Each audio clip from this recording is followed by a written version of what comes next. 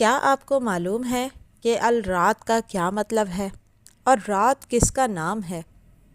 اور سورہ ابراہیم میں حضرت ابراہیم علیہ السلام کے علاوہ اور کن کن انبیاء کرام کی قوموں کا ذکر ہوا ہے؟ السلام علیکم دوستو، میں ہوں مسز خان اور آپ دیکھ رہے ہیں Mrs Khan voice and vlog.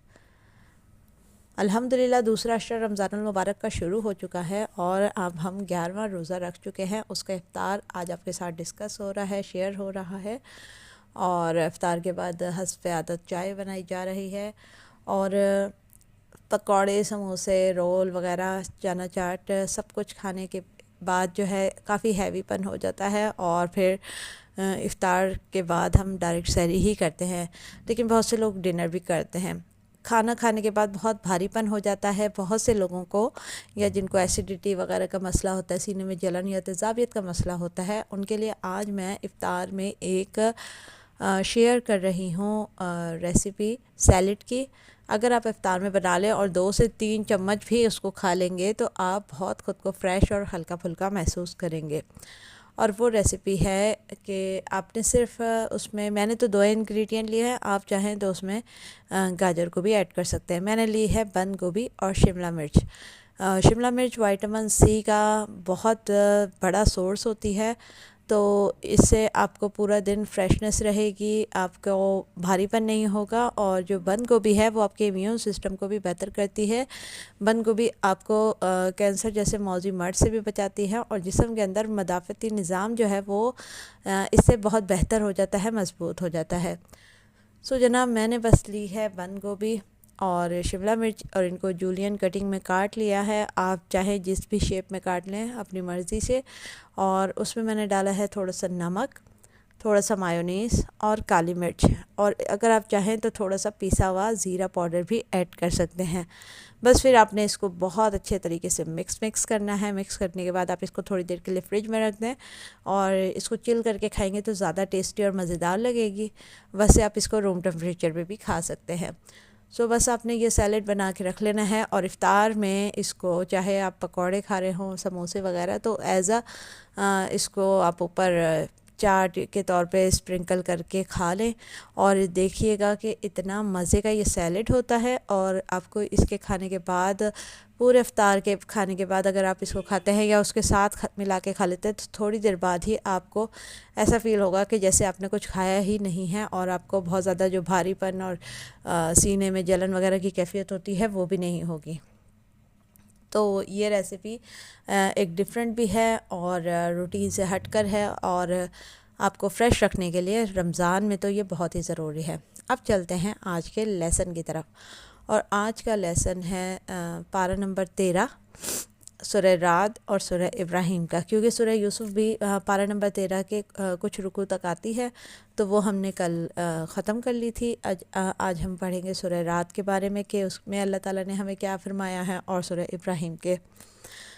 تو رعد کا مطلب ہے گرج، یعنی کہ بجلی کی کڑک۔ سب چیزوں کا خالق و مالک اللہ تعالیٰ ہے۔ سورہ رعد مدنی ہے، اور اس میں 43 آیات ہے، 6 رکوع ہیں، اور اس میں آیت سجدہ بھی آتی ہے۔ تو تمام سننے والوں سے میری گزارش ہے کہ جب بھی کسی صورت میں آیت سجدہ آئے تو چاہے اس کا جائزہ ہو، چاہے اس کا ترجمہ ہو یا اس کی تلاوت، آپ لوگ سجدہ ضرور کیا کیجیے اپنے رب کو۔ اچھا جی، تو اس صورت کے ابتداء میں اللہ تعالیٰ نے فرما دیا ہے کہ سب چیزوں کا خالق و مالک اللہ ہے۔ دعا صرف اللہ تعالیٰ سے ہی مانگنی چاہیے۔ رزق میں کمی بیشی جو ہے وہ اللہ کی طرف سے ہوتی ہے، وہ کسی اور کے اختیار میں نہیں ہے، صرف اللہ ہی کے اختیار میں ہے، اور معبودان باطلہ کا کوئی بھی اختیار نہیں ہے۔ اصل فیصلہ اللہ ہی کا ہے، اور اللہ نے آسمان کو بے ستونوں کے بلند کیا۔ یہاں اللہ تعالیٰ نے انسان کو غور و فکر کرنے کی ترغیب دی ہے کہ وہ دیکھے کہ اللہ تعالیٰ نے کیسے بنا ستونوں کے اتنا بڑا آسمان بنایا ہے، اور اس پہ چاند، تارے اور مختلف کہکشائیں جو ہیں وہ روشن کی ہے۔ دن اور رات کے آنے جانے میں، زمین اور آسمان کی بلندیوں میں، گہرائیوں میں، اور اس کے خد و خال میں، اور پھلوں کے جوڑوں میں، اور سبزیوں میں، اور پہاڑوں میں اور درختوں میں اور مختلف چیزوں کی مثالیں دے کر اللہ تعالیٰ نے انسان کو غور و فکر کرنے کا حکم دیا ہے، اور منکرین خدا کی گردنوں میں جو ہے طوق ہوں گے اور وہ دوزخ والے ہیں اور وہیں رہیں گے، جو کہ اللہ کو پہچانتے نہیں ہیں کہ اتنی بڑی کائنات کی تخلیق کرنے والا صرف ایک ہی رب ہو سکتا ہے۔ پھر اس صورت میں حضور اکرم صلی اللہ علیہ وسلم کے تمام اوصاف و کمالات کو بیان کیا گیا ہے کہ آپ بے مثال ہیں، آپ صلی اللہ علیہ وسلم سب سے افضل ہیں، اور پھر دلوں کا سکون جو ہے وہ اللہ کے ذکر میں ہے۔ اللہ کی تسبیح کرتے رہنے کا ہمیں حکم دیا گیا ہے کہ دن اور رات جو اللہ کے نیک بندے ہیں وہ تسبیحات کرتے رہتے ہیں، اللہ کے فرشتے سارا دن اس کی پاکی بولتے ہیں، اور پھر مشرکین کے تمام عقائد کی تردید کر دی گئی ہے، اور فرمایا گیا ہے کہ جو لوگ خدا کے بیٹے انبیاء کو قرار دیتے ہیں یا فرشتوں کو خدا کی بیٹیاں قرار دیتے ہیں نعوذ باللہ، تو وہ منکرین خدا ہیں، اور اللہ تعالیٰ ان کی گردنوں میں طوق ڈالیں گے، اور وہ دوزخ والے ہیں، انہیں وہیں رہنا ہوگا جہاں ان پہ سخت ترین عذاب ہوگا۔ اس کے آگے پھر بتایا گیا ہے کہ نکاح جو ہے وہ انبیاء کرام کی سنت ہے، اور عورتوں کے لیے سونا اور چاندی کا استعمال کرنا جائز ہے۔ نیکی کا حکم دینے والے پر عمل کروانا واجب نہیں ہے، بس اس پر یہ فرض ہے کہ وہ نیکی کا حکم دے اور خود بھی نیک اعمال کرتا رہے۔ اس سے آگے رشتہ داروں کے ساتھ نیک سلوک کرنے کا حکم دیا گیا ہے، اور اسلامی معیشت میں کس طرح سے آپ نے رہنا ہے، کہ کس طرح سے آپ کا قانون ہونا چاہیے، کس طرح سے آپ کا کاروبار ہونا چاہیے، وہ ساری باتیں بتائی گئی ہیں۔ اچھا جی، اب الرات کا جو معنی ہے وہ گرج یعنی بادلوں کی کڑک۔ بادلوں کی کڑک سے جو آواز پیدا ہوتی ہے وہ اللہ کے وجود کی دلیل ہے۔ اس آواز کو سن کر لوگ اللہ کی تسبیح کرتے ہیں، وہی اللہ کے بندے ہیں جو اس کی ہیبت اور جلال سے اس کی تسبیح کرتے ہیں۔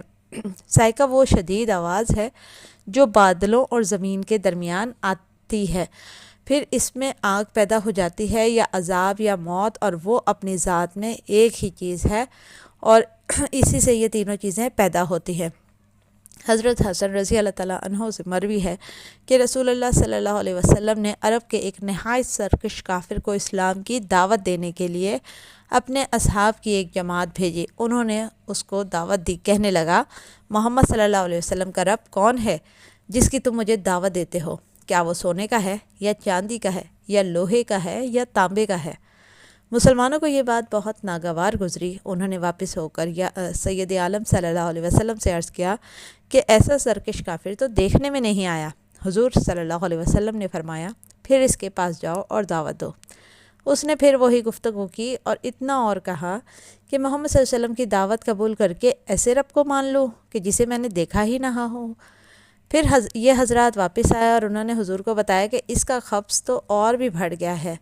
آپ صلی اللہ علیہ وسلم نے فرمایا کہ پھر جاؤ اور دعوت دو۔ یہ لوگ پھر گئے اور دعوت اسلام دی۔ وہ ایسی ہی سیاہ دلی کی باتیں بک رہا تھا کہ ایک بادل آیا اور اس پر سے بجلی چمکی اور کڑک ہوئی اور بجلی گری اور اس کافر کو جلا ڈالا۔ یہ حضرات جب واپس آ رہے تھے تو رستے میں انہیں صحابہ کرام کی ایک اور جماعت ملی۔ وہ کہنے لگے کہ وہ شخص جل گیا۔ ان حضرات نے کہا کہ آپ صاحبوں کو کیسے معلوم ہوا؟ انہوں نے فرمایا کہ سید عالم صلی اللہ علیہ وسلم کے پاس وحی آئی ہے۔ اب یہاں سے ہمیں سمجھ جانا چاہیے کہ جو بجلی اور کی کڑک اور بادلوں کا گرجنا ہوتا ہے، بجلی کی چمک ہوتی ہے، اس سے ہمیں خوفزدہ ہونا چاہیے، کیونکہ یہ ہمارے رب کے غیظ و غضب کو ہوا دے رہا ہوتا ہے، اور ہمیں اس وقت اللہ کا ذکر، اس کی تسبیح اور اس کی پاکی بیان کرنی چاہیے، اس سے کثرت سے استغفار کرنی چاہیے۔ رسول اللہ کی امت ہیں ہم، اور ہم ایک اللہ کی عبادت کرتے ہیں، تو ہمیں اپنے رب پر پورا بھروسہ ہونا چاہیے کہ وہ ہی وحدہ لا شریک ہے، وہی تمام کائنات کا خالق و مالک ہے۔ اس کے علاوہ جو رعد ہے وہ ایک فرشتے کا نام ہے جو کہ بادلوں پر معمور ہے۔ اس کا کام ہے بادلوں کو لانا لے جانا اور بجلی کی کڑک پیدا کرنا، اور اس کے علاوہ بارش برسانا۔ یہاں ہوتا ہے سورہ رعد کا اختتام، اور اس سے آگے شروع ہوتی ہے سورہ ابراہیم۔ سورہ ابراہیم مکی ہے، اس میں 52 آیات ہیں اور 7 رکوع ہیں۔ یہ بھی پارہ نمبر 13 میں موجود ہے۔ اس کے ابتدا میں قرآن مجید کو اللہ کی بابرکت کتاب کہا گیا ہے، جو کہ انسان کو گمراہیوں کے اندھیرے سے نکال کر علم و حکمت کے نور سے منور کرتی ہے۔ کافروں کے لیے سخت عذاب ہے جو دنیا کی زندگی کو آخرت پر فوقیت دیتے ہیں۔ دنیا کی زندگی تو محض کھیل تماشا ہے اور یہ لوگوں کو اللہ کی راہ سے روکتے ہیں اور دنیا میں گمراہی پھیلانے کا سبب ہے۔ اللہ تعالیٰ نے ہر نبی کو جس قوم میں بھیجا وہ انہی کی زبان بولتے تھے تاکہ ان کے لیے پیغام ربی سننا اور سمجھنا آسان ہو جائے۔ پھر اس صورت میں حضرت موسیٰ علیہ السلام کا ذکر ہوتا ہے کہ اللہ نے انہیں بنی اسرائیل کی ہدایت کے لیے بھیجا جو اپنے بیٹوں کو ذبح ہونے دیتے تھے فرعون کے ہاتھوں اور بیٹیوں کو زندہ پاتے تھے، اور حضرت موسیٰ نے انہیں ایک اللہ کی عبادت کرنے کا اور صبر و شکر کے ساتھ زندگی گزارنے کا حکم دیا اور مسلسل جو ہے دعوت دین دیتے رہے، مگر سرکش کافر ہر معجزہ دیکھ کر بھی نہ مانے تو پھر اللہ نے انہیں ہلاک کر دیا۔ اس کے بعد حضرت نوح علیہ السلام کی قوم اور قوم عاد و ثمود کا بھی ذکر ہے کہ جن کے پاس رسول اللہ کی روشن دلیلیں لے کر آئے مگر انہوں نے سرکشی کی اور مستحق عذاب ہوئے۔ کافروں کے بارے میں اللہ تعالیٰ فرماتا ہے کہ جہنم اس کے پیچھے لگی اور اسے پیپ کا پانی پلایا جائے گا، بمشکل تھوڑا تھوڑا گھونٹ لے گا اور گلے سے نیچے اتارنے کی امید نہیں ہوگی، اور اسے ہر طرف سے موت آئے گی مگر مرے گا نہیں، اور اس کے پیچھے ایک گاڑھا عذاب ہے۔ اپنے رب سے منکروں کا حال ایسا ہی ہے کہ ان کے کام ہیں جیسے کہ راکھ کہ سخت ہوا کا جھونکا آیا آندھی کے دن اور ساری کمائی اس میں ختم ہوگی، کچھ ہاتھ نہ لگا، یہی ہے دور کی گمراہی۔ یہ سورہ ابراہیم کی آیت نمبر 15 سے 18 کا ترجمہ ہے، اور اس میں کافروں کے بارے میں سخت عذاب کی وعید سنائی گئی ہے کہ کس طرح انہیں جہنم کے گھڑوں میں آگ میں پھینکا جائے گا اور انہیں پیپ پینے کو دی جائے گی اور ان سے پیا بھی نہیں جائے گا۔ وہ بہت تکلیف اور اذیت میں ہوں گے، موت مانگیں گے لیکن انہیں موت نہیں آئے گی۔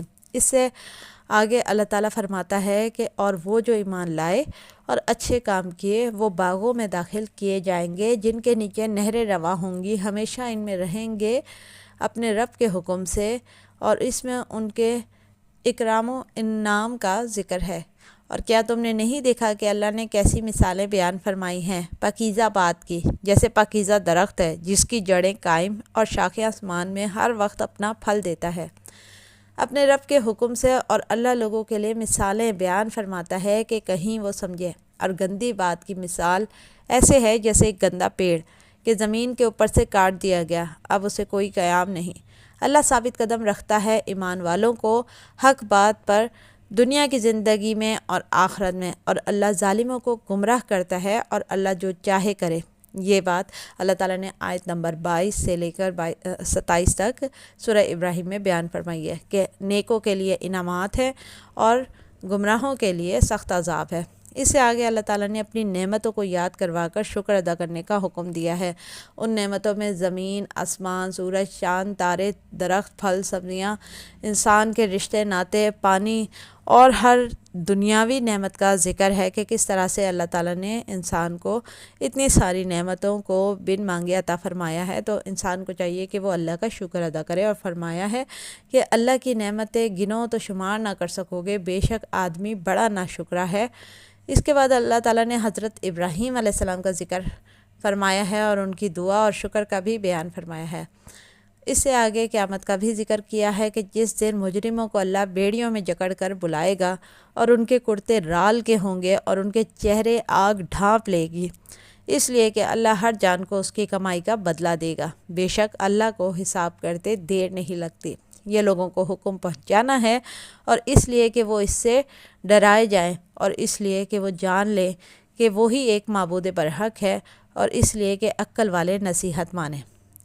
یہاں اس صورت کا اختتام ہوتا ہے، اور آخری آیت میں اللہ تعالیٰ نے صاف الفاظ میں قرآن پاک کو نصیحت سنانے والی، ڈر سنانے والی، خوشخبری سنانے والی کتاب قرار دیا ہے تاکہ لوگ غور و فکر کریں قرآن پاک کی آیات میں اور اپنی آخرت کو سنوارنے کی کوشش کریں، ایک ہی رب تعالیٰ پر ایمان لے کے آئیں، اس کے احکام کو مانیں، اس کے نبیوں پر ایمان لائیں، قیامت کے دن پر ایمان لائیں، اور اپنے اعمال کو اللہ کی رضا کے مطابق کریں۔ اور جو منکرین خدا ہوں گے، جو رسولوں کی تکذیب کرتے ہوں گے، جو اللہ کے احکام کے خلاف ورزی کرتے ہوں گے، تو اللہ ان کو سخت عذاب میں پکڑ لے گا۔ امید ہے کہ سورہ رعد اور سورہ ابراہیم کا مختصر سا جائزہ آپ کو پسند آیا ہوگا. کامنٹ میں آپ نے ضرور شیئر کرنا ہے کہ آپ کو یہ مختصر جائزہ کیسا لگا. اور چینل پہ نئے ہیں تو چینل کو سبسکرائب کر لیں. ویڈیو پسند آئی ہو تو اسے لائک اور شیئر کیجئے. اپنی دعاؤں میں ہمیں یاد رکھیے گا. نیکسٹ ولاگ تک کے لیے دیجیے مجھے اجازت. اللہ حافظ.